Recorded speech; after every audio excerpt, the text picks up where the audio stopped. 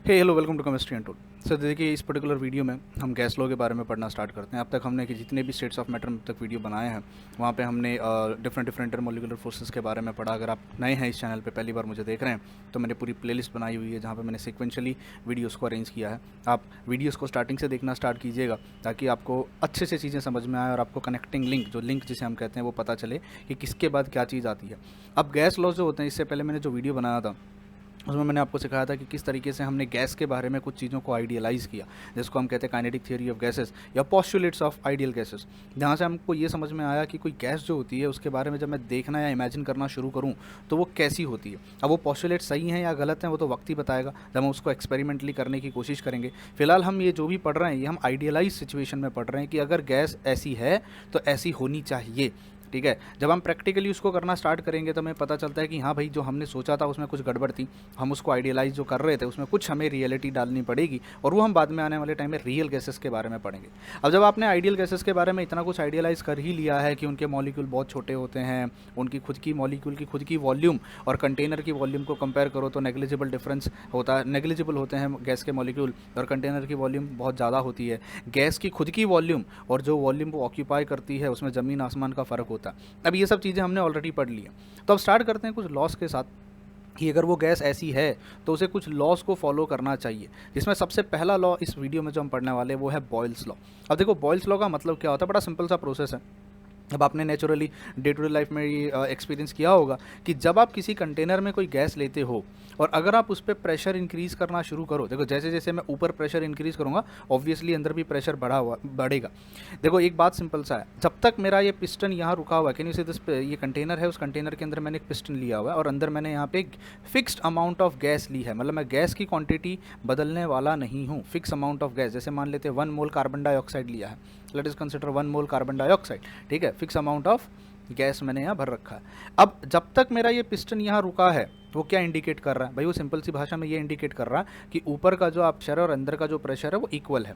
क्योंकि अगर ये पिस्टन, या चलो एटमॉस्फेयर भी छोड़ो, अगर आपने उसको पकड़ा हुआ है, वो पिस्टन ये इंडिकेट करता है अगर वो पिस्टन रुका हुआ है कि भाई अंदर का प्रेशर बाहर का प्रेशर इक्वल है। क्योंकि अगर बाहर का प्रेशर आपने बढ़ा दिया तो पिस्टन नीचे चला जाएगा, और अगर अंदर का प्रेशर बढ़ गया तो पिस्टन ऊपर चला जाएगा। तो तब तक, जब तक मेरा पिस्टन यहाँ रुका हुआ है, मैं समझूंगा कि अंदर का प्रेशर और बाहर का प्रेशर इक्वल है। अब सिंपल भाषा में बोलूं तो अगर मैं बाहर से प्रेशर इंक्रीज़ करना शुरू करूं और मान लीजिए मैं पिस्टन को यहाँ से यहाँ लेके आ जाऊं, तो सीधी सीधी सी बात है, अंदर प्रेशर बढ़ गया होगा। अब अगर पिस्टन को मैं यहाँ ला के रोक दूँ, वट दैट सिग्निफाइज कि अब मेरा बाहर का प्रेशर और अंदर का प्रेशर इक्वल हो गया है, तभी तो पिस्टन रुका हुआ है, वरना पिस्टन रुकता क्यों। करेक्ट है। अब इससे क्या पता चलता है कि अंदर का जो मेरा प्रेशर होगा वो अंदर का प्रेशर बढ़ गया लेकिन वॉल्यूम डिक्रीज़ हो गई। तो अगर आपको वॉल्यूम को डिक्रीज़ करना है तो आपको प्रेशर बढ़ाना पड़ता है, या दूसरी भाषा में कहूँ कि जब जब मेरी वॉल्यूम डिक्रीज़ होती है तो मेरा प्रेशर इंक्रीज़ होता है। इसको समझाने का एक और तरीका मैं यूँ भी ले सकता हूँ। देखिए मान लीजिए पहले ये मेरे पास 5 मॉलिक्यूल्स है, कैन यू सी दिस 2 3 4 5, इनको इतनी सारी वॉल्यूम अवेलेबल थी। जो मॉलिक्यूल्स होते हैं वो रैंडम मोशन में घूमते हैं, और जब वो रैंडम मोशन में घूमते हैं तो वो एक पिस्टन पे या वॉल्स ऑफ कंटेनर पे एक प्रेशर एग्जर्ट करते हैं। अब अगर उनको कंटेनर की वॉल्यूम बहुत ज़्यादा होगी तो उनको जो प्रेशर एग्जर्ट करेंगे वो ऑब्वियसली कम हो जाएगा। पर जैसे जैसे मेरी वॉल्यूम डिक्रीज़ होने लगेगी, तो जब वॉल्यूम कम हो जाती है तो ऑब्वियसली बात है, जो मेरे मॉलिक्यूल्स हैं वो ज़्यादा प्रेशर एग्जर्ट करना शुरू करेंगे। जब ज़्यादा प्रेशर एग्जर्ट करना शुरू करेंगे तो मैं यूँ कह सकता हूँ कि when volume decreases your pressure increases, and that's your Boyle's law। बड़ा डे टू डे लाइफ का ये डेली एक्सपीरियंस है कि जब वॉल्यूम डिक्रीज होने लगती है तो उसी चीज़ का प्रेशर इंक्रीज होने लगता है, अनलेस एंड अनटिल आप उसका टेम्परेचर चेंज नहीं करते हो। आप ऐसा नहीं कर सकते कि आप उसको हीटिंग कर रहे हो या उसको कूलिंग कर रहे हो, no, you don't have to change the temperature. Temperature fix रखो, क्यों? क्योंकि टेम्परेचर भी कुछ इफेक्ट करेगा नहीं। तो हमें सिर्फ प्रेशर को देखना है और हमें सिर्फ वॉल्यूम को देखना है कि भाई प्रेशर और वॉल्यूम का क्या रिलेशन है। देखो जब हम गैस के बारे में पढ़ रहे थे तो हमने पढ़ा था कि गैस में 3 वेरिएबल होते हैं, टेम्परेचर, प्रेशर और वॉल्यूम, और नंबर ऑफ मोल्स। अब नंबर ऑफ मोल्स तो यूजुअली हम फिक्स रखते हैं, हम नंबर ऑफ गैस की क्वांटिटी बदलते नहीं है। तो हमारे पास 3 मेन वेरिएबल होते हैं, वो है टेम्परेचर, प्रेशर और वॉल्यूम। तो अब अगर मुझे प्रेशर और वॉल्यूम का रिलेशन समझना है आपस में, तो ऑब्वियसली बात है मुझे टेम्परेचर को कांस्टेंट रखना पड़ेगा। क्योंकि अगर टेम्परेचर भी बदल रहे हो, वॉल्यूम भी चेंज कर रहे हो, तो भाई सीधी सीधी बात है तुम टेम्परेचर, प्रेशर, वॉल्यूम तीनों बदल रहे हो, तो आपको सिर्फ प्रेशर और वॉल्यूम का रिलेशन कैसे पता चलेगा? Getting my point? तो यहाँ पर मैं कह सकता हूँ कि मेरा जो टेम्परेचर है, यहाँ लिख देता हूँ, टेम्परेचर जो है वो क्या होगा, वो कांस्टेंट होगा, टेम्परेचर नहीं बदलेगा। यानी डेल्टा टी का वैल्यू ज़ीरो होना चाहिए। अब डेल्टा टी का वैल्यू ज़ीरो, इसको हम कहते हैं आइसोथर्मल प्रोसेस। ये थर्मोडायनामिक्स में आप पढ़ोगे, it is called as isothermal process. तो आइसोथर्मल प्रोसेस में टेम्परेचर नहीं बदलता। तो दिमाग में क्वेश्चन आ रहा होगा कि सर अगर हम इसके ऊपर हीट, इसको हम कंप्रेस करेंगे, तो हमने थर्मोडायनामिक्स में पढ़ा है work is done on the system, work is done on the system. अगर आपने थोड़ा बहुत थर्मोडायनामिक्स पढ़ा हो, अभी आप 11th स्टैंडर्ड में ऑब्वियसली गेस्ट पढ़ाया जाता है, तो यूजुअली स्टूडेंट्स को थर्मोडायनामिक्स नहीं पता होता। देखिए, जब भी हम किसी पिस्टन पर मेहनत करते हैं, उसको कंप्रेस करते हैं, तो हम उस पर वर्क डन कर रहे हैं, तो वर्क डन को हम पॉजिटिव कंसिडर करते हैं। और जब पिस्टन मेहनत करता है तो पिस्टन अपनी एनर्जी लेके ऊपर जाता है, उसको हम माइनस वर्क डन कहते हैं। ये कनेक्शन याद रखना। अगर आप 12th के स्टूडेंट हो तो आपको ये समझ जाएगा, अगर आप 11th के स्टूडेंट्स हो तो मे भी शायद आपको ये ना समझे, क्योंकि थर्मोडायनामिक्स जो होती है वो पढ़ाई जाती है शायद 12th स्टैंडर्ड में। फिजिक्स में थर्मोडायनामिक्स पढ़ा दी गई होगी। अगर आप ग्रेजुएशन के या मास्टर्स के स्टूडेंट्स हो तो आपको ये समझ में आ गया होगा कि किस तरीके से वर्क डन को पॉजिटिव और वर्क डन को नेगेटिव कंसिडर किया जाता है। करेक्ट है। तो अब यार अगर टेम्परेचर कांस्टेंट है तो सिंपल सा फंडा है कि जैसे एक एग्जांपल के तौर पे मैं देता हूँ।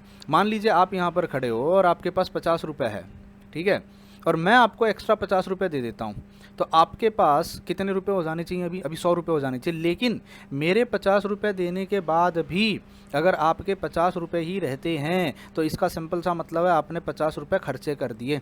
तो अगर मैं पिस्टन को कंप्रेस कर रहा हूँ तो मैं पिस्टन में एनर्जी दे रहा हूँ। जैसे आपने स्प्रिंग देखा होगा, जब आप स्प्रिंग को कंप्रेस करते हो तो आप उसमें एनर्जी सप्लाई कर रहे हो, मैकेनिकल एनर्जी उसके अंदर स्टोर हो रही है, और जैसे ही आप उसको छोड़ देते हो तो वो स्प्रिंग हिलने लगती है। तो your mechanical energy got converted into your kinetic energy. जब आप उसको कंप्रेस कर रहे थे तो आपकी मैकेनिकल एनर्जी उसमें पोटेंशियल एनर्जी के फॉर्म में डेवलप हो रही थी। जैसे ही आपने छोड़ दिया तो वो काइनेटिक एनर्जी के तरह घूमने लगेगा इस तरीके से। यहाँ पर जब आप पिस्टन को नीचे कंप्रेस करोगे तो आप उसमें एनर्जी सप्लाई कर रहे हो, तो वॉल्यूम डिक्रीज हो गई, पर फिर भी टेम्परेचर कांस्टेंट है। इसका सिंपल सा एक ही अर्थ हो सकता है कि ये जो सिस्टम है इसमें से एनर्जी का आदान प्रदान यानी लेन देन हो रहा है।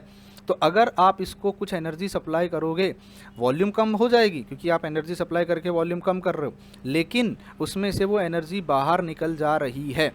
अगर एनर्जी बाहर नहीं निकल रही होती, मान लीजिए अगर मैंने इसको इंसुलेट कर दिया होता, इस तरीके से ऐसा बना दिया होता कि इसमें से एनर्जी बाहर नहीं निकलती, ठीक है, इसको बोलते हैं आइसोलेटेड सिस्टम। मैंने इसको एडियाबैटिक, इसको आइसोलेटेड सिस्टम कहते हैं। अब अगर तुम इसको कंप्रेस करोगे तो तुम उसमें एनर्जी सप्लाई कर रहे हो। मानता हूँ वॉल्यूम कम होगी, मानता हूँ प्रेशर बढ़ेगा, पर अब टेम्परेचर भी बढ़ेगा। क्यों टेम्परेचर बढ़ेगा? क्योंकि अब तुम जो उसमें एनर्जी सप्लाई कर रहे हो, वही बात होगी ना, तुम्हारे पास 50 रुपये हैं, मैं तुमको 50 रुपये दे रहा हूँ, पर तुम्हारा खर्चा करना बंद कर दिया। तो अगर मैं तुमको सब कंप्रेस कर रहा हूँ, I am compressing you, my mechanical energy is getting inside you, तो आपका प्रेशर तो बढ़ेगा क्योंकि वॉल्यूम डिक्रीज हो रही है। पर अब नॉट ओनली प्रेशर बढ़ेगा, टेम्परेचर भी बढ़ेगा। क्यों बढ़ेगा? वो एनर्जी अंदर ही स्टोर है, बाहर नहीं जा पा रही है। लेकिन अगर मैं उस सिस्टम को फ्री रख देता, ऐसा बना देता कि वो एनर्जी आदान प्रदान कर सकता था, लेन देन कर सकता था, exchange of energy was allowed, तो अगर तुम उसको अब कंप्रेस करोगे तो एनर्जी अंदर जाएगी, वॉल्यूम डिक्रीज होगी, प्रेशर इंक्रीज होगा, लेकिन जो एक्स्ट्रा हीट अंदर आई है, एक्स्ट्रा एनर्जी अंदर आई है, नॉट हीट, मैं कहूँगा एनर्जी जो अंदर आई है, मैकेनिकल फॉर्म ऑफ एनर्जी, वो बाहर निकल जाएगी, जिससे मेरे सिस्टम का टेम्परेचर मेंटेन्ड रहेगा। उम्मीद करता हूँ ये लॉजिक बहुत क्लियरली समझ में आया होगा। तो व्हाट इज़ बॉयल्स लॉ? क्या हम बॉयल्स लॉ को कांस्टेंट टेम्परेचर पे लेते हैं? कांस्टेंट प्रेशर कहाँ लेते हैं सर? हम उसको डेल्टा टी का वैल्यू 0 रखते हैं। हम उसको कहाँ लेते हैं? जहाँ पर टेम्परेचर जो होगा वो चेंज नहीं होना चाहिए, नो चेंज। इसीलिए इस टाइप के प्रोसेस को आइसोथर्मल प्रोसेस कहा जाता है। आइसोथर्मल प्रोसेस, लॉजिक समझ में आया? परफेक्ट। अब देखो इसके डेफिनेशंस को पढ़ लो, क्या समझ में आया? एट कांस्टेंट टेम्परेचर, देखो शुरू ही टेम्परेचर के साथ हो गया है, या दूसरा डेफिनेशन है टेम्परेचर रिमेनिंग कांस्टेंट। अब समझा क्यों टेम्परेचर कांस्टेंट होता है? The volume of a sample of a gas varies inversely with pressure. The volume of a sample of gas varies inversely with pressure, मतलब इनवर्स रिलेशन है। Volume घटेगा pressure बढ़ेगा, volume घटेगा प्रेशर बढ़ेगा। दूसरा definition, the product of pressure and volume of a given mass of a gas is constant. अब ये second definition को समझना थोड़ा सा डिफिकल्ट है। पहला डेफिनेशन तो बड़ा अच्छे से समझ में आ जाता है कि सर टेम्परेचर कांस्टेंट रख दो, फिर क्योंकि हमें प्रेशर और वॉल्यूम का रिलेशन समझना है। The volume of a sample of a gas varies inversely with pressure, तो मैं कह सकता हूँ pressure is inversely proportional to volume. ये सबको सब समझ में आ गया। अब इन्वर्सली डायरेक्टली प्रोपोर्शनल को हटा दो तो वहाँ पे सब कांस्टेंट क्या आ जाएगा, डिवाइडेड बाय वॉल्यूम हो जाएगा। मुझे मेरा फॉर्मूला मिल गया। ठीक है, अब ये सारी से इसमें क्या क्या कांस्टेंट है, एक तो नंबर ऑफ मोल और दूसरा टेम्परेचर, ये दोनों क्या हैं, ये दोनों कांस्टेंट है। अब एक सबसे इंपॉर्टेंट चीज़, तो मैं कह सकता हूँ प्रेशर और volume will be equal to K, pressure multiplied by volume will be equal to K. That's your second definition. The temperature remaining constant, the product of pressure and volume of a given mass of a gas is constant. समझ में आया? अब देखो इतना भी आसान नहीं है, ये जो सेकंड डेफिनेशन मैंने यहाँ पे लिखा हुआ है ये इतना भी आसान नहीं है, क्योंकि इसको समझने के लिए थोड़ा सा मैथमेटिकल होना पड़ेगा। अब जब मैं तुमसे कहता हूँ कि pressure is inversely proportional to volume, तो क्या इसका मतलब सर ये है कि प्रेशर को अगर मैं 5 यूनिट से बढ़ाऊंगा तो वॉल्यूम भी 5 यूनिट से कम होगी? क्योंकि डायरेक्टली और इन्वर्सली तो हमने ऐसे ही पढ़ा है कि अगर मान लीजिए हम पढ़ते हैं ना कि मेरे पास एक बुक है तो उसका 10 रुपये है मान लीजिए, ठीक है, 2 बुक हो जाएंगी तो 20 रुपये, 3 बुक हो जाएंगी तो 30 रुपये, 4 बुक हो जाएंगी तो 40 रुपये, डायरेक्ट रिलेशन। तो क्या यहाँ पर इसका मीनिंग ये है कि अगर प्रेशर इंक्रीज़ किया जाए तो मानता हूँ वॉल्यूम डिक्रीज़ होगा, पर क्या डायरेक्टली डिक्रीज़, क्योंकि इन्वर्स रिलेशन, तो क्या इक्वल अमाउंट में डिक्रीज़ होगा क्या? अगर प्रेशर 5 यूनिट बढ़ाया तो वॉल्यूम भी 5 यूनिट कम होगा, प्रेशर और 5 यूनिट बढ़ाया तो वॉल्यूम भी और 5 यूनिट कम होगा? जी नहीं। यहीं पे सबसे इंपॉर्टेंट ट्रिक है जो स्टूडेंट समझ नहीं पाते। देखो यहाँ पर हमारा ये है कि प्रेशर और वॉल्यूम बदलेगा, पर प्रेशर और वॉल्यूम ऐसे बदलेगा कि प्रेशर का और वॉल्यूम का जो प्रोडक्ट है मल्टीप्लिकेशन वो हमेशा सेम रहना चाहिए। मतलब एक एक्सपेरिमेंट करते हैं, मान लीजिए मेरे पास एक कंटेनर है, उस कंटेनर के अंदर प्रेशर था 1.5 एटमॉस्फेयर ले लो या बार ले लो, जो भी आप यूनिट लेना चाहो, मैंने प्रेशर के यूनिट ऑलरेडी पढ़ाए हुए हैं, ठीक है। और वॉल्यूम थी उस समय 14.93, यहाँ पे 14.93 वॉल्यूम थी, ठीक है, और प्रेशर था 1.5। मैं यूनिट नहीं लिख रहा हूँ, आप चाहो तो यूनिट लिख सकते हो। वॉल्यूम को तुम लीटर में ले सकते हो, इसको तुम एटमॉस्फेयर में ले सकते हो, या तुम इसको बार में ले सकते हो, इसको सेंटीमीटर क्यूब में ले सकते हो, वॉट एवर यू विश, ठीक है। यूनिट से वैसे भी कोई फ़र्क नहीं पड़ेगा। अगर सीजीएस ले रहे हो तो सीजीएस लेना, एसआई ले रहे हो तो दोनों एसआई ले लेना। अब इंपॉर्टेंट पॉइंट यहाँ पे क्या है कि प्रेशर 1.5 था और वॉल्यूम 14.93 थी, तो प्रेशर इंटू वॉल्यूम कितना आएगा? 22.40। अब अगर तुमने प्रेशर बढ़ा के 2.5 कर दिया, 1 यूनिट से प्रेशर बढ़ाया, तो क्या वॉल्यूम भी 1 यूनिट से बढ़ेगी? जी नहीं। देखो वॉल्यूम अब ऐसे बढ़ेगी कि उसका जो मल्टीप्लिकेशन होगा, वॉल्यूम का जो नया प्रेशर जो तुमने बनाया 1.5 से 2.5 किया, तो जो नई वॉल्यूम आएगी, अब वॉल्यूम डिक्रीज़ हो जाएगी, क्योंकि अगर प्रेशर इंक्रीज़ हुआ है तो वॉल्यूम डिक्रीज़ होनी चाहिए। तो नई वॉल्यूम ऐसी होगी कि इन दोनों का multiplication should be again 22.40। That's the tricky point. आपकी वॉल्यूम ऐसा नहीं कि प्रेशर 1 यूनिट बढ़ा तो वॉल्यूम भी 1 यूनिट कम हो जाएगी। इस हिसाब से तो 14.93 से 15.93 होनी चाहिए थी, क्योंकि प्रेशर अगर 1.5 से 2.5 हुआ तो वॉल्यूम डिक्रीज़ हो गए 13.93 हो जानी चाहिए थी 1 यूनिट, क्योंकि ये 1 यूनिट से बढ़ा है 1.5 से 2.5, तो प्रेशर बढ़ा तो वॉल्यूम घटना चाहिए था 13.93 होना चाहिए, पर ये तो 8.96 चला गया। मतलब क्या इंडिकेट करता है कि even though pressure is inversely proportional to volume, but ये वो वाला इन्वर्स रिलेशन नहीं है जहाँ पर आप ये कहोगे कि ये बढ़ेगा 1.5 से तो ये घटेगा 1.5 से, ये बढ़ेगा 1.5 से तो ये घटेगा 1.5 से। यहाँ पर फ़र्क है। और फ़र्क क्या है?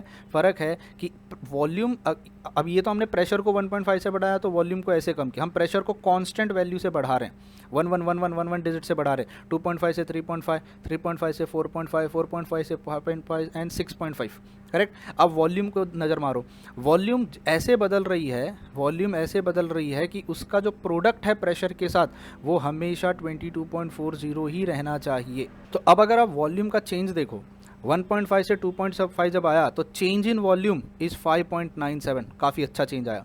बट 2.5 से 3.5 जब आया तो वॉल्यूम का चेंज आधा हो गया, 2.5 हो गया, मतलब ज़्यादा वॉल्यूम कम नहीं हुई, थोड़ी ही कम हुई। जब वॉल्यूम 2.5 से 3.5 आया तो 6.4 हुआ, तो चेंज देखो कितना आ रही है 1.43। फिर अगले चेंज में देखो 0.9। तो जैसे जैसे आप प्रेशर बढ़ाते जा रहे हो तो जो चेंज इन वॉल्यूम है वो धीरे धीरे कम हो रहा है। आप समझ रहे हो इसका मतलब स्टार्टिंग में जो चेंज आया वॉल्यूम का वो काफ़ी अच्छा आया, 5.97 से बदला। फिर सेकंड जो बदलाव आया वो 2.56 से आया। थर्ड जो बदलाव आया वो 1.43 से आया। क्या इंडिकेट करता है कि अब जब जैसे जैसे आप प्रेशर की वैल्यू बढ़ाते जाओगे तो जो चेंज इन वॉल्यूम है वो धीरे धीरे कम होता जाएगा। उतना नहीं, स्टार्टिंग में वॉल्यूम बहुत बदलेगा। जैसे सीधी सी बात है, जब आप सरकारी नौकरी कहीं नौकरी लगती हो तो स्टार्टिंग में आपकी सैलरी मान लेते हैं 10,000 होती है, ठीक है, 10,000 पहला इंक्रीमेंट होता है। और सर 10,000 से 30,000 हो गई, वाह अरे वाह कितना अच्छा इंक्रीमेंट हुआ। फिर उसके बाद पता चलता है सर 30,000 से अब 40,000 ही हुई है। फिर 40,000 से थोड़ी देर के बाद वो बोल देंगे 44,000 ही हुई है। आगे धीरे धीरे इंक्रीमेंट कम होने लगता है। तो स्टार्टिंग इंक्रीमेंट बड़ा तगड़ा होता है। फिर इंक्रीमेंट अभी जैसे यहाँ पे अगर मैं बदलाव देखूँ 10,000 से 30,000 होना मतलब सर 20,000 का फ़र्क आ गया। 30,000 से 40,000 होना सर 10,000 का फ़र्क आ गया। फिर उसके बाद सर सिर्फ 4,000 का ही फ़र्क आया। सिमिलरली स्टार्टिंग में आप अगर नोटिस करो तो चेंज लंबा चौड़ा है, तगड़ा चेंज है। पर जैसे जैसे प्रेशर की वैल्यू बढ़ रही है धीरे धीरे जो चेंज इन वॉल्यूम है वो कम होते जा रहा है। पर चेंज ऐसे हो रहा है कि प्रेशर और वॉल्यूम का multiplication, pressure into volume is constant. उम्मीद करता हूँ ये फंडा और ये लॉजिक समझ में आया। अब देखो बड़ी बात ऐसी है कि सर ये जो प्रेशर इंटू वॉल्यूम है वो 22.40 ही होगा, ये किस पे डिपेंड करेगा? टेम्परेचर पे। अगर आप इस रिएक्शन को 25 डिग्री सेल्सियस पे करते तो इस प्रेशर पर ये वॉल्यूम होती, पर जैसे ही तुम इसको 30 डिग्री सेल्सियस कर देते तो इस प्रेशर पे ये वॉल्यूम में भी शायद नहीं होती। प्रेशर और वॉल्यूम का यूनिट बदल जाता। जो स्टार्टिंग कंडीशन हम कर रहे हैं, मान ले अपने ये जो एक्सपेरिमेंट था 25 डिग्री सेल्सियस से स्टार्ट किया, उस समय वॉल्यूम इतनी थी, ये वॉल्यूम है कितनी है 14.93। उस समय प्रेशर कितना है सर 1.5 प्रेशर है अंदर। पर अगर यही एक्सपेरिमेंट तुम 30 डिग्री सेल्सियस पे करते और वॉल्यूम उतना ही रखते, वॉल्यूम कितना रखते वॉल्यूम तुम रखते 14.93, तो क्या अंदर का प्रेशर 1.5 ही होता?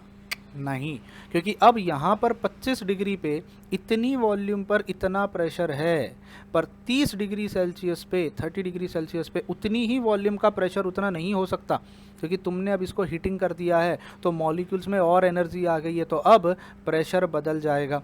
अब अगर 14.93 वॉल्यूम पे टेम्परेचर इंक्रीज करने पे प्रेशर की वैल्यू अब 1.5 नहीं होती, तो don't you think pressure volume भी बदल जाता? परफेक्ट। तो मैं क्या कह सकता हूँ, मैं यूँ कह सकता हूँ जैसे जैसे टेम्परेचर बढ़ेगा प्रेशर और वॉल्यूम का प्रोडक्ट भी बढ़ेगा। समझ में आया? क्यों? अगर वॉल्यूम फिक्स है तो प्रेशर बढ़ेगा, और अगर प्रेशर फिक्स है तो वॉल्यूम बढ़ेगी। लॉजिक समझ में आया क्या? तो प्रेशर इंटू वॉल्यूम की वैल्यू कितनी होगी, ये वैल्यू कितनी होगी प्रेशर इंटू वॉल्यूम, यानी प्रेशर कितना होगा और वॉल्यूम कितना होगा वो टेम्परेचर पे डिपेंड करता है। इसीलिए हम इस पूरे एक्सपेरिमेंट में टेम्परेचर कांस्टेंट रखते थे। टेम्परेचर मत बदलो, अगर टेम्परेचर बदल दोगे तो पूरी राम कहानी बदल जाएगी। फिर इसके अंदर मतलब सब कुछ बदल जाएगा, प्रेशर बदलेगा, वॉल्यूम बदलेगा, प्रेशर इंटू वॉल्यूम का प्रोडक्ट बदल जाएगा। क्लियर है? तो मैं उम्मीद करता हूँ बॉयल्स लॉ यहाँ तक समझ में आया। तो बॉयल्स लॉ को हम कौन सा प्रोसेस कहते हैं? बॉयल्स लॉ को हम आइसोथर्मल प्रोसेस कहते हैं। आइसो मतलब सेम, थर्मल मतलब टेम्परेचर, एक ऐसा प्रोसेस जिसका टेम्परेचर कांस्टेंट रहेगा। अब बात करते हैं इसके ग्राफ की, ठीक है? उम्मीद करता हूँ pressure into volume is equal to constant समझ में आया।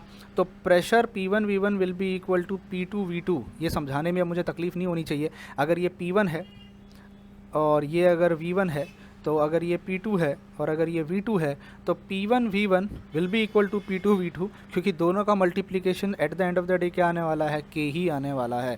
अब ये हमें बहुत मदद करेगा बहुत सारे न्यूमेरिकल को सॉल्व करने में। अब P3 V3 भी तो उतना ही होगा, P3 V3 भी उतना ही होगा, P4 V4 भी उतना ही होगा। मतलब इन शॉर्ट अगर मेरे पास प्रेशर वॉल्यूम है, तो अगर ये इनिशियल प्रेशर है और ये इनिशियल वॉल्यूम है, और अगर ये फाइनल प्रेशर है और ये फाइनल वॉल्यूम है, तो दोनों का मल्टीप्लिकेशन हमेशा सेम रहना चाहिए। Got my point? ओके, तो ये याद रखना। इसको हम ऐसे भी लिख सकते हैं, P1 upon P2 will be equal to V2 upon V1 will be a constant K, that is 22.40 in this particular case. ठीक है? ये वैल्यू मैंने रैंडमली ली हुई है, ठीक है? रैंडमली उठाई हुई है मैंने ये वैल्यू, तो just to make you explain the stuff, entire stuff. अब ये कौन सा एक्सपेरिमेंट था, कहाँ था, मुझे कुछ पता नहीं है, बट मैंने रैंडम वैल्यूज़ को उठा लिया। अब ग्राफ्स की बात करते हैं। तो देखिए सबसे पहला ग्राफ प्लॉट करते हैं प्रेशर वर्सेस वॉल्यूम का ही। प्रेशर वर्सेस वॉल्यूम का। बहुत सारे स्टूडेंट्स का ये मानना होता था, मुझसे बहुत बार पूछते थे सर ये ग्राफ कैसे आता थर्मोडायनामिक्स का। अब उस ग्राफ को आप यहाँ से सीख लीजिएगा कि जैसे जैसे प्रेशर को तुमने एक एक यूनिट से बढ़ाया, प्रेशर को एक एक यूनिट से बढ़ाया, देखो 1.5 से 2.5, 2.5 से 3.5, 4.5, 5.5, 6.5, क्या वॉल्यूम भी वैसे ही चेंज हुई? अगर वॉल्यूम भी 1 यूनिट से कम होती तो मेरा ग्राफ एक स्ट्रेट लाइन ग्राफ आता। अगर प्रेशर को 1 यूनिट से बढ़ाने पर वॉल्यूम भी अगर 1 यूनिट से कम होती तो मुझे एक स्ट्रेट लाइन ग्राफ आता, प्रेशर बढ़ा वॉल्यूम घटा, प्रेशर बढ़ा, पर ऐसा नहीं हो रहा। क्यों? क्योंकि मेरा प्रेशर और वॉल्यूम में जो चेंज आ रहा है वो एग्जैक्ट इक्वल नहीं है। मतलब प्रेशर अगर 1.5 से बढ़ रहा है तो वॉल्यूम 1.5 से घट नहीं रही है। तो अगर मैं वैल्यूज़ को प्लॉट करूं, देखो 1.5 पे प्रेशर आपका था 14.93, पर जैसे ही ये 2.5 हुआ आपका प्रेशर में वॉल्यूम में चेंज आया। कितने का चेंज आया? 5.97 का चेंज आया, और अब आपकी वॉल्यूम हो गई है 8.96। बहुत तगड़ा चेंज आया, देख रहे हो, बहुत तगड़ा चेंज आया। ओके, अगर अब मैं देखूं जैसे ही 2.5 से 3.5 हुआ, 3.5 6.4 हो गया है, मतलब 8 से 6 सिर्फ 2 डिजिट का ही फ़र्क आया है, 2.5 6 का फ़र्क आया है, तो डेसिमल पॉइंट यहाँ आएगा इस तरीके से। Can you see this? ये पॉइंट यहाँ आएगा। अच्छा, अगर वॉल्यूम 3.5 से 4.5 गई तो सिर्फ बहुत कम 1.43 का फ़र्क आ रहा है, पॉइंट यहाँ आ जाएगा। कैन यू सी? मैंने लाइन से इनको कनेक्ट किया। अब मुझे बताओ इस ग्राफ का नेचर कैसा दिख रहा है? Is it a straight line graph like this? No, it's not a straight line graph, क्योंकि वॉल्यूम में चेंज वैसा नहीं है जैसा प्रेशर में चेंज है। तो what type of graph is this? This graph is called as rectangular hyperbola. Can you see this? अगर मैं इन सबको ज्वाइन करने लगूँ तो मुझे धीरे धीरे, एंड देखो पहले स्लोप बहुत शार्प थी, जिसको हम कहते हैं शार्प स्लोप, और धीरे धीरे ग्रेजुअल स्लोप होने लग गई, ग्रेजुअल स्लोप होने लग गई। तो डोंट यू फील ये ग्राफ धीरे धीरे ऐसे चलता जाएगा?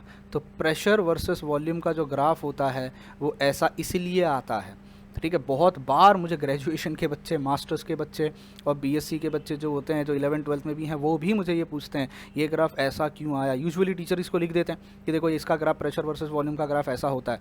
क्यों होता है वो ये इसका रीज़न है, क्योंकि प्रेशर और वॉल्यूम का जो प्रोडक्ट है वो कांस्टेंट रहना चाहिए। इसीलिए ये जो ग्राफ इस तरीके का निकल के आता है वो रेक्टेंगुलर हाइपर बोला होता है, ठीक है। इसको याद रखना प्लीज़, जेई के बच्चे, जो नीट के स्टूडेंट्स हैं, जो आगे एग्जाम देने वाले हैं, और इवन जो ग्रेजुएशन मास्टर्स के बच्चे हैं वो भी इसको याद रखना, ठीक है। आगे बढ़ते हैं। तो पहला ग्राफ समझ में। अब देखो अगर इसको उल्टा भी कर दो, यानी वॉल्यूम वर्सेस प्रेशर भी कर दो, तो भी ग्राफ ऐसा ही आएगा। मतलब अगर वॉल्यूम को 1 यूनिट से बदलते तो प्रेशर में क्या चेंज आता? ऑलमोस्ट सेम ही आता, सेम ही चीज़ होती है। अब 1.5 को तुम वॉल्यूम मान लेते प्रेशर की जगह, और इसको तुम प्रेशर मान लेते, तो फंडा सेम होता है, क्योंकि प्रेशर और वॉल्यूम हमें क्या रखना है? प्रेशर और वॉल्यूम हमें कांस्टेंट रखना है, ठीक है। तो चलते हैं अगले ग्राफ पे। अब देखो अगला जो ग्राफ है वो है प्रेशर वॉल्यूम वर्सेस प्रेशर। मतलब क्या? अगर प्रेशर वॉल्यूम को देखो यहाँ आ जाते हैं, pressure into volume, pressure into volume, pressure into volume, तो कांस्टेंट है, वर्सेस प्रेशर। तुम प्रेशर जैसे जैसे बढ़ा रहे हो, फ़र्क नहीं पड़ता तुम प्रेशर कैसे बढ़ा रहे हो, आपका प्रेशर वॉल्यूम का प्रोडक्ट जो होगा वो हमेशा कांस्टेंट होगा। तो प्रेशर वॉल्यूम का प्रोडक्ट हमेशा कांस्टेंट होगा। अब प्रेशर वॉल्यूम की वैल्यू कितनी होगी? ये जो आपने प्रेशर इनटू वॉल्यूम की वैल्यू, ये मैंने ऑलरेडी आपको बताया पिछली स्लाइड पे कि कैसे अगर टेम्परेचर बदल देता मैं, if I change temperature, the value of pressure and volume will change. तो प्रेशर वॉल्यूम जैसे जैसे टेम्परेचर इंक्रीज़ करोगे वैसे वैसे प्रेशर वॉल्यूम की वैल्यू बढ़ती जाएगी, लेकिन कांस्टेंट होगी। कितना ही प्रेशर बदल लो, अगर टेम्परेचर फिक्स है 400 पे, प्रेशर वॉल्यूम इतना होगा, 600 पे प्रेशर वॉल्यूम बढ़ के इतना हो जाएगा। अब अगर 600 से 800 पे चला जाता केल्विन में, तो प्रेशर वॉल्यूम इतना हो जाता। उम्मीद करता हूँ लॉजिक समझ में आया। तो pressure volume versus pressure will be a straight line graph, with increasing temperature the value increases. दूसरा ये एक ग्राफ है प्रेशर वर्सेस 1/वॉल्यूम। देखो इसमें फ़र्क है, बगल वाला ग्राफ प्रेशर वर्सेस वॉल्यूम है, जो हम थोड़ी देर पहले अभी ये देख रहे थे यहाँ पे, ये प्रेशर वर्सेस वॉल्यूम या वॉल्यूम वर्सेस प्रेशर, दोनों इन्वर्स कर दो तो भी ग्राफ सेम ही रहेगा। अब यहाँ पर आप देख रहे थे ये कैसे इस तरीके से एक रेक्टेंगुलर हाइपरबोला बन रहा था। अब इसमें भी आप फ़र्क समझो, अगर वॉल्यूम फिक्स है और टेम्परेचर बढ़ा दो, मतलब कंटेनर को लो और वॉल्यूम को फिक्स कर दो, वॉल्यूम मत बदलने दो, और टेम्परेचर इंक्रीज़ करते जाओ, तो ऑब्वियस ही बात है अंदर प्रेशर बढ़ेगा। इन शॉर्ट अगर मैं कहूँ, जैसे जैसे टेम्परेचर चेंज करोगे प्रेशर वॉल्यूम बढ़ेगा। तो अगर 200 पे करोगे तो ग्राफ ऐसा आएगा, 400 पे करोगे तो ग्राफ ऐसा आएगा, 600 पे करोगे तो ग्राफ ऐसा आएगा। अब इसको समझने का बेहतरीन तरीका, अगर वॉल्यूम फिक्स है तो कैन यू सी प्रेशर बदल रहा है, अगर वॉल्यूम फिक्स है तो कैन यू सी प्रेशर बदल रहा है। सेम वॉल्यूम पे अलग जैसे जैसे टेम्परेचर इंक्रीज़ करोगे वैसे वैसे प्रेशर बढ़ेगा। लॉजिक समझा? अगर कंटेनर की वॉल्यूम फिक्स है तो उसको वॉल्यूम मत बदलो, पर टेम्परेचर बदल दो। टेम्परेचर कैसे बदलोगे? बर्नर लगा के, तो प्रेशर बढ़ेगा। क्यों? क्योंकि टेम्परेचर बढ़ रहा है, और क्यों? क्योंकि वॉल्यूम फिक्स है। तो अगर वॉल्यूम फिक्स कर दी जाए तो मैं देखूं अलग अलग टेम्परेचर पे अलग अलग प्रेशर है। इससे क्या समझ में आता है कि ये टेम्परेचर ज़्यादा है। कभी कभी पेपर में क्वेश्चन आता है कि टेम्परेचर्स नहीं दिया होता, यहाँ लिखा होता है T1 T2 T3, तो पूछा रहता है कमेंट करो T1 T2 T3 क्या है। तो क्या समझ में आएगा? T1 is greater than T2 is greater than T3। कैसे समझ में आया? क्योंकि अगर वॉल्यूम फिक्स है और प्रेशर बढ़ रहा है तो ये तभी बढ़ेगा जब टेम्परेचर बढ़ेगा, एंड दैट इज़ T1 ज़्यादा होगा T2 से, T2 ज़्यादा होगा T3 से। जेई में बहुत क्वेश्चंस आते हैं, जेई नीट में और मेंस में और एडवांस में। अगर आप तैयारी कर रहे हैं ना जेई मेंस की और एडवांस की और नीट की, ये क्वेश्चंस आते हैं। अब हमें प्रेशर वर्सेस वॉल्यूम प्लॉट नहीं करना, ये तो रेक्टेंगुलर हाइपरबोला आ गया। हमें प्लॉट करना है प्रेशर वर्सेस 1 अपॉन वॉल्यूम। तो हमें फॉर्मूला पता था, प्रेशर वॉज सम कांस्टेंट के अपॉन वॉल्यूम। तो इसको लिख सकता हूँ pressure will be constant multiplied by 1 upon volume. अरे ये तो वाई का काम कर रहा है, ये स्लोप का काम करेगा और ये एक्स का काम करेगा, तो it will be a straight line passing through the origin. समझना, pressure versus volume hyperbola, rectangular hyperbola, पर pressure versus 1 upon volume will be a straight line passing through the origin. अब इसमें भी फंडा समझो, अगर टेम्परेचर चेंज करोगे 200 से 400, 400 से 600, तो जो स्लोप है वो ऊपर बढ़ती चली जाएगी। समझ में आया? तो जो स्लोप है वो धीरे धीरे ऐसे 600 पे है, ये 400 पे है, ये 200 पे, क्योंकि सिंपल सा फंडा है। अगर 1 अपॉन वॉल्यूम को फिक्स कर दो, चलो 1 अपॉन वॉल्यूम को फिक्स करना मतलब क्या हो गया? वॉल्यूम को फिक्स कर देना। अब उसके बाद तुम प्रेशर पे देखो, देखो सर प्रेशर बढ़ रहा है, can you see the pressure is increasing. तो फिक्स वॉल्यूम पे प्रेशर तभी बढ़ेगा जब टेम्परेचर बढ़ेगा। मतलब ये वाला पॉइंट हाइयर टेम्परेचर पे है, ये वाला पॉइंट लोअर टेम्परेचर पे है, और ये वाला पॉइंट और भी लोअर टेम्परेचर पे है। तो ये क्वेश्चन भी अक्सर जेई में आते हैं। जेई के अगर आप प्रीवियस ईयर क्वेश्चन उठाओगे, मेंस और एडवांस के, इवन नीट में भी आते हैं, और एडवांस लेवल पे भी ये क्वेश्चंस आते हैं कि हमें कैसे पता चलेगा कौन सा टेम्परेचर कहाँ है। तो सिंपल सा फंडा क्या होगा, या तो प्रेशर को कांस्टेंट कर दो, प्रेशर कांस्टेंट करो। यूजुअली हम एक्स एक्सेस को कांस्टेंट कर देते हैं और देखते हैं वाई एक्सेस पर क्या हो रहा है। तो वाई एक्सेस पर मुझे समझ में आ रहा है प्रेशर इंक्रीज हो रहा है, तो कांस्टेंट वॉल्यूम पे प्रेशर बढ़ना मतलब टेम्परेचर बढ़ा होगा। क्लियर है? The last graph for Boyle's law is log of pressure versus log of volume. अब हमें ना sir pressure versus volume, pressure versus 1 upon volume नहीं, log of pressure versus log of volume plot करना है। तो कैसे होगा? देखो हमें पता है pressure is some constant K divided by volume, दोनों जगह लॉग ले लो। तो log of pressure up to the base 10 है, will be equal to log to the base 10 of some constant upon pressure. अब लॉग की वैल्यू याद है सबको, लॉग की कुछ रूल्स पता होंगे। तो log of 10 pressure will be equal to log to the base 10 of K minus log to the base 10 of P. चलो हो गया काम हमारा। ये किसका काम करेगा? वाई एक्सेस का। ये किसका काम करेगा? सर स्लोप तो है ही नहीं, 1 है, तो ये हो जाएगा एक्स एम एक्स का माइनस एम एक्स। और ये किसका काम करेगा? Some constant C. तो मेरा ग्राफ कैसा आया sir? y is equal to minus M X plus C, मतलब a straight line with a negative slope. तो ग्राफ प्लॉट करो, ग्राफ ऐसा आएगा सर। अगर मैं यहाँ पे log to the base 10 of pressure plot करता हूँ और यहाँ पे log to the base 10 of यहाँ वॉल्यूम आएगा, मैंने क्या कर दिया, गड़बड़ कर दी है। यहाँ पे वॉल्यूम होगी, यहाँ पर वॉल्यूम होगी, ठीक है। तो log to the base 10 of volume, उम्र हो रही है ना, तो अभी क्या मिस्टेक्स होती जाएंगी, इग्नोर करना प्लीज़ इसको, ठीक है। तो बताओ ग्राफ कैसा आएगा? It will B A negative slope, ठीक है, graph with a negative slope. और ये जो स्लोप हो जाएगी, अब स्लोप तो वहाँ कुछ है ही नहीं ना सर, तो ये तो -1 हो जाएगी। क्या हो जाएगी? -1। Can you see this? दस नथिंग। और जहाँ ये कट मारेगा, जो ये इंटरसेप्ट करेगा यहाँ पर वाई एक्सेस पे, वो क्या हो जाएगा तुम्हारा? log to the base 10 of K, that constant pressure into volume, वो जो कांस्टेंट तुम्हारा निकल के आ रहा था वो। समझ में आया? तो ये ग्राफ भी याद रखना। So in all there are 5 graph, उम्मीद करता हूँ बॉयल्स लॉ एकदम अच्छे से क्लियर हो गया होगा, no doubt with the Boyle's law.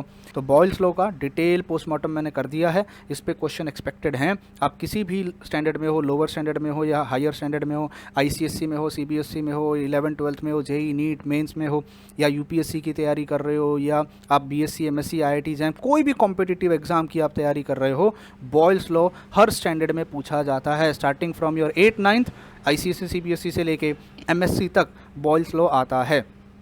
उम्मीद है ये पूरा लॉजिक क्लियर है। मिलते हैं अगले वीडियो में जहाँ पे डिस्कस करेंगे चार्ल्स लॉ के बारे में। Till then bye bye, take care and God bless you all.